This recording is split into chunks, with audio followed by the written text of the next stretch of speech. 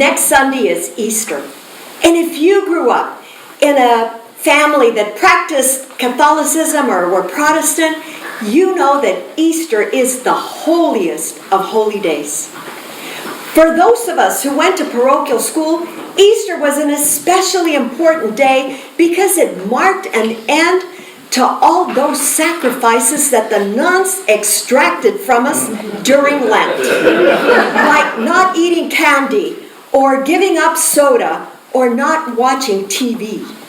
But the best part of Easter was the picnic after Mass. Our family and friends gathered at a public park just outside of town. The men grilled fajitas and pollo asado.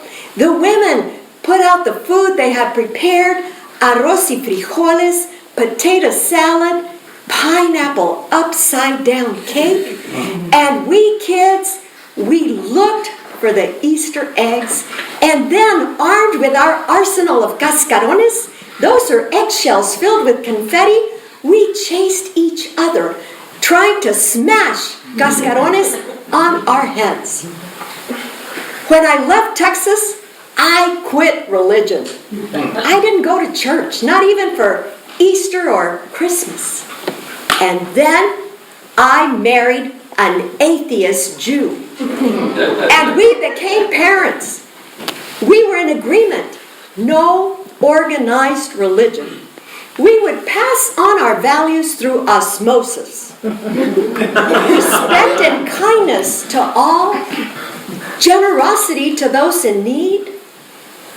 And we would welcome the stranger. I was a civil rights lawyer, seeking justice. My husband, a scientist, working to improve the world through climate change policy.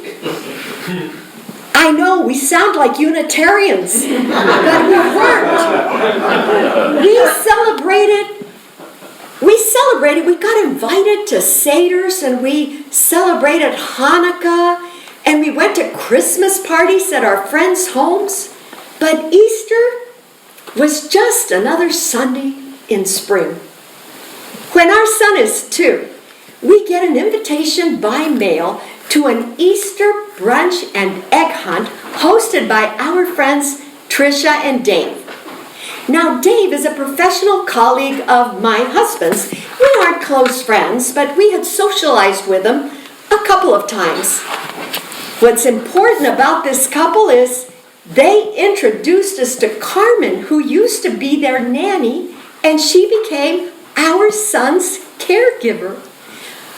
A few days after we returned from San Antonio, where we had been adopting our 11-month-old adorable little boy, Tony, I get this call from Tricia asking, have we hired a nanny?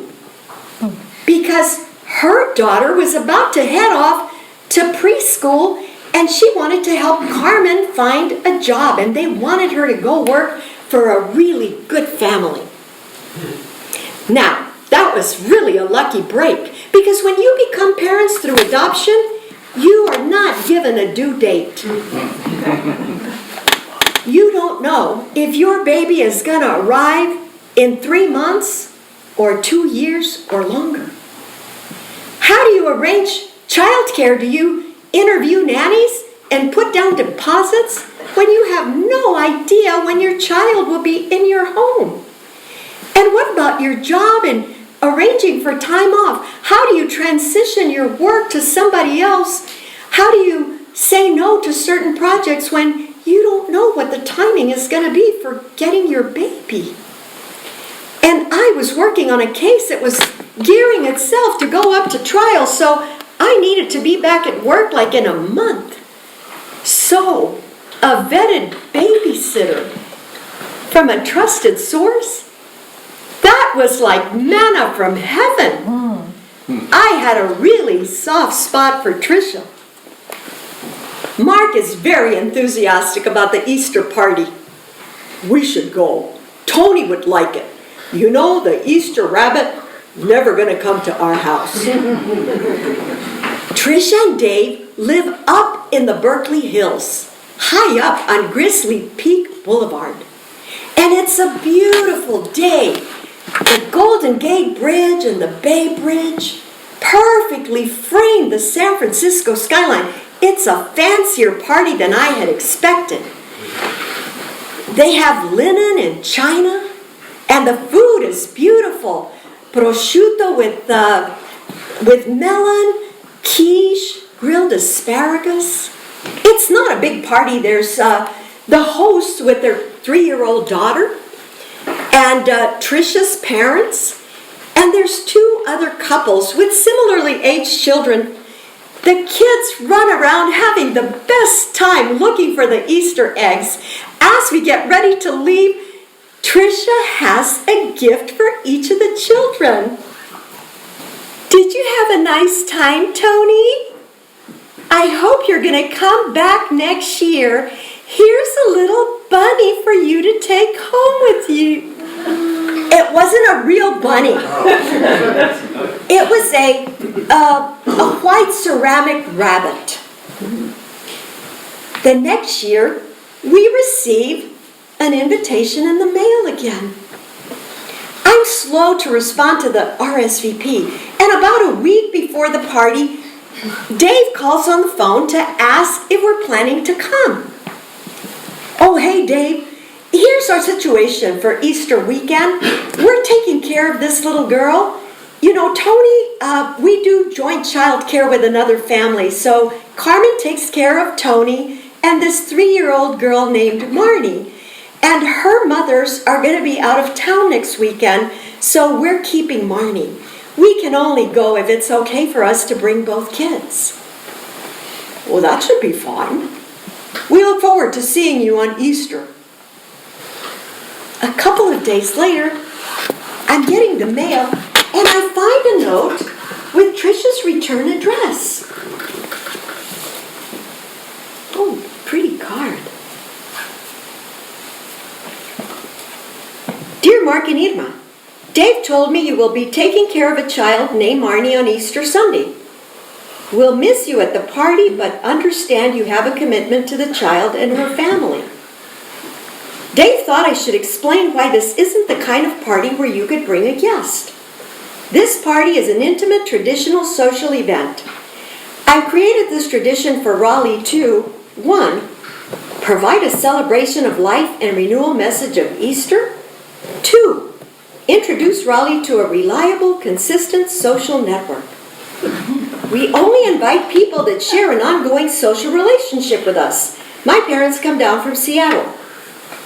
Did you know that we have never met Marnie or her parents? I'm sure you didn't mean to offend me by accepting our invitation and then explaining you needed to include a stranger to us. I wanted so much not to offend you, I considered losing the meaning of the party to suit your situation. I'm sure you don't want that. Best wishes, Tricia.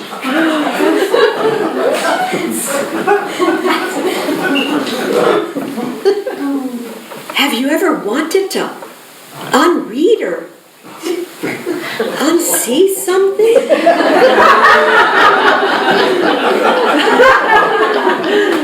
Include a stranger to us? Never met her parents. It's about Marnie having lesbian moms. Pinche vieja! Stupid cow! Stupid cow! Mark walks into the room and says, "What is going on?" And I hand him the note, and he reads it. Oh, that's awful. Poor Dave. Poor Dave? Poor Dave? Spineless weasel? That stupid white bitch. Yes, you heard correctly. I called her a stupid white bitch. Now, I don't use the B word, and I call people on it.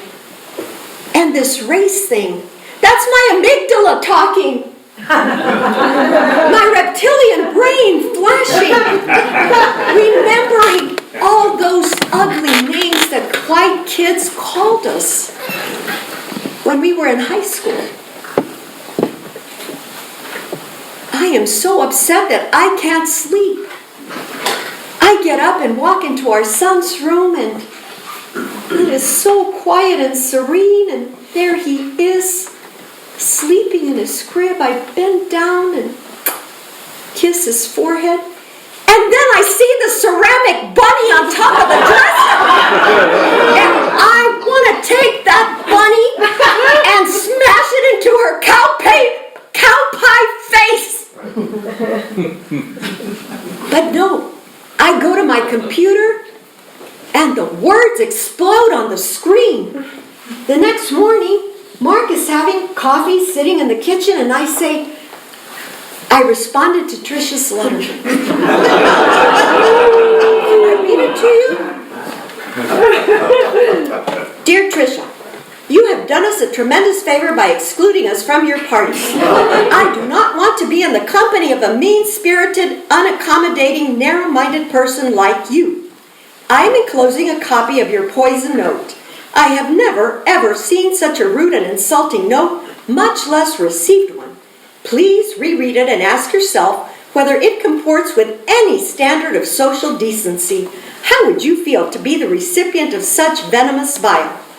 I am appalled by your disrespect towards us and this innocent child. Your note is insensitive and hurtful, and then you have the gumption to say you are sure we didn't mean to offend you? Your solipsism defies the imagination. I urge you to show this, the note you wrote, and my response to Dave and to your parents, and seek their opinion about its appropriateness. I feel terrible for Dave. He is a kind and good person, and Mark is so fond of him, and I feel especially sorry for your daughter. Your unkind and obnoxious behavior will be a source of pain and shame for Raleigh as she discovers who you really are. Narcissistic. 2, arrogant. 3, a self-absorbed bigot. And to quote you, I'm sure you don't want that. Tricia, you have totally missed the boat about the meaning of Easter and celebrating life and renewal. And your shallow and vacuous efforts to create a tradition for Raleigh will not succeed. Your corrupt spirit will transmogrify every Easter into a mock celebration. Very truly yours, Irma.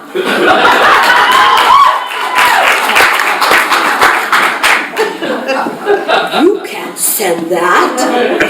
Oh, yes, I can. It would be a mistake. We didn't have email back then. If we'd had it, I guarantee you, Tricia and Dave would have already read my missive.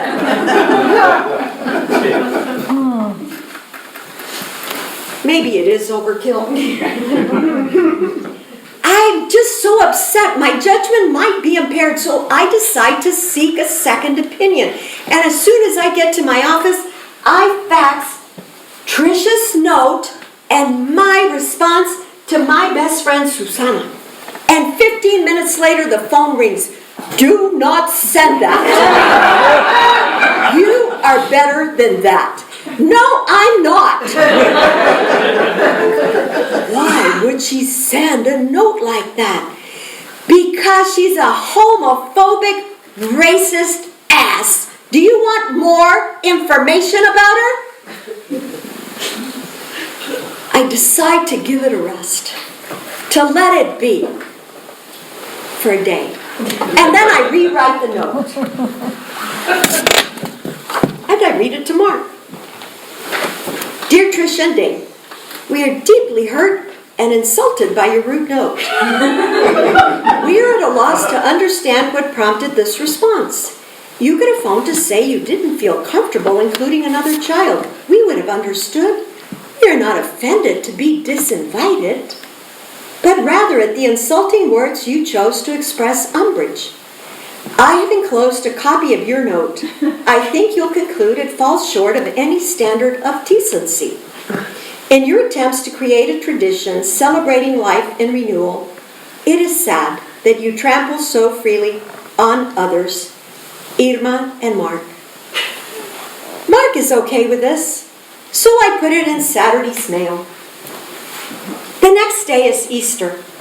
Mark and I are making breakfast. The children are playing on the floor with our son's Brio train. And Mark says, I have an idea about what we should do today.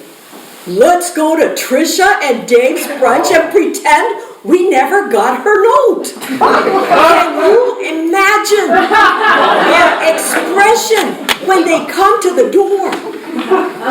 I think it's worth doing. We don't know. We take the kids to the park and we have an otherwise lovely day. Several days later, in the mail is another note with Tricia's return address. I walk into the house. Pony Express! Oh no, I mean Heifer Express! Another nice card. Dear Mark and Irma, I am sorry that I hurt you with my note. We obviously had a deep cultural misunderstanding regarding my Easter party. I fully understand why you would characterize my hurt feelings as umbrage. You intended no offense. I understand that now.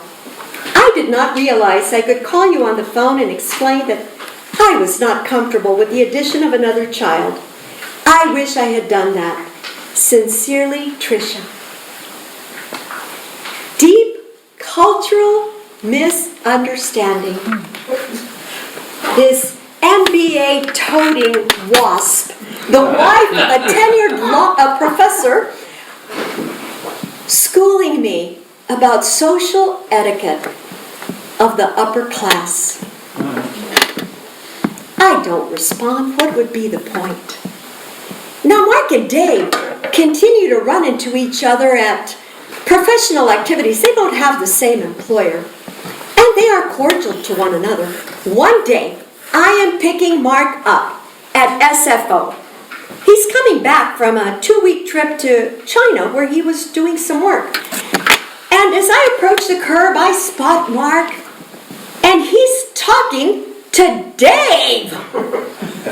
He hugs me and whispers, Dave was on my flight. He wanted to ride a taxi, so I offered him a ride. I greet Dave. I'm glad that the guys talk about work activities all the way to Berkeley and his fancy Grizzly Peak home. We drop him off and I realize not once has Tricia's name been mentioned. Several years later, we learn that Dave has fallen in love with another woman and he and Tricia are getting divorced.